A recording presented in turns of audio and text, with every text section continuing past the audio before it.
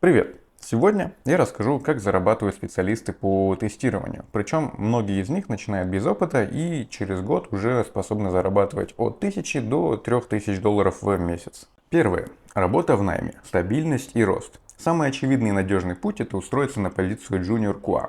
Плюсы – получаешь опыт на реальных проектах, постоянная зарплата, есть куда расти. От джуна ты можешь дорасти до лида, либо до automation инженера. Где искать работу? Работу можно найти на таких площадках, как LinkedIn, Headhunter, Genie.co или различного рода телеграм-чаты. Как начать? Сделай простое портфолио, пройди стажировку, даже если она бесплатная, или участвуй в open source проектах, это добавит тебе опыта в резюме. Номер два. Работа сразу в двух местах. В 2 раза больше денег. Многие инженера работают на 2 работах удаленно. Это реально, особенно если в каждой компании ты занят по 3-4 часа в день. Пример. Допустим, есть девушка Аня, которая работает на одном проекте за 2000 долларов. На втором она получает еще 1800 долларов. Здесь самое главное это не пересекать графики и работать только при условии, что компания не может дать тебе больше загруза. Важно, умей планировать время, соблюдай NDA и никому не рассказывай о внутренней конфиденциальной информации. И старайся не выгорать от того, что ты работаешь на 2 работах. Номер 3. Фриланс. Работаешь, когда хочешь. Если тебе важна гибкость, то, возможно, стоит посмотреть в сторону фриланса. Где же искать заказы на фриланс? На различного рода сайтах, типа Upwork, Fiverr, freelancer.com, телеграм-каналах, либо различного рода QA-чатах. Что же там тестирует?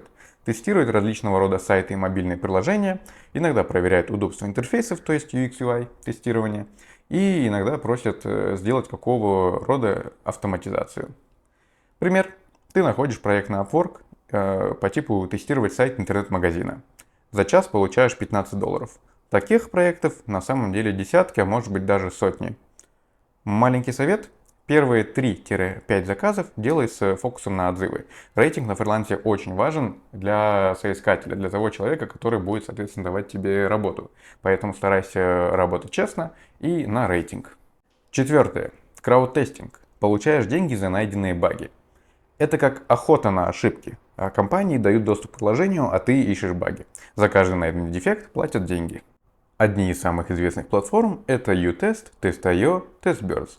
Но в целом самих платформ очень много, поэтому можно выбрать абсолютно любую, которая подойдет по вкусу и цвету. На таких платформах можно за один баг получить от 5 до 50 долларов. Все зависит от его важности и критичности. Пример. Ты протестировал новую версию мобильного банка и нашел баг. Не приходит смс-подтверждение. За это тебе заплатят 15 долларов. Нашел 5 багов – 75. И это всего лишь за один вечер. Пятое. Баг-баунти. Охота за уязвимостями и крупные вознаграждения. Если хочешь реально большие деньги, то изучи безопасность и участвуй в баг-баунти. Какая суть? Компании платят за найденные уязвимости в их системах. Не просто баги, а именно уязвимости, когда можно получить доступ к чужим данным, например. Платформы есть различного рода, HackerOne, Bugcrowd, Sync, BI-Zone Bug Bounty и так далее. Но в целом у некоторых компаний есть собственные платформы Bug Bounty, за которые они платят деньги. Платят до 10 тысяч долларов и выше, все зависит опять же от компании. Та же самая Microsoft может выплатить тебе за довольно крутую и огромную уязвимость около 250 тысяч долларов. Вот. Один парень получил 30 тысяч долларов за баг PayPal. Это реально. Некоторые мои менти получают вознаграждение таким образом по 500-1000 долларов, находя баги и сообщая о них компаниям. Иногда для максимизации заработка можно комбинировать способы. Как это можно совмещать? Можно одновременно работать в найме и заниматься дополнительно крауд-тестингом по вечерам. Это примерно может быть 1000 долларов сверху. Можно работать на фрилансе и параллельно с этим искать баги как охотник на баги, то есть баг-баунти. Соответственно, это обеспечит тебе флекс, то есть гибкость и плюс рост. Либо найти 2 работы и работать дополнительно на крауд-тестинге. Это амбициозно, это сложно, это реально. Вывод.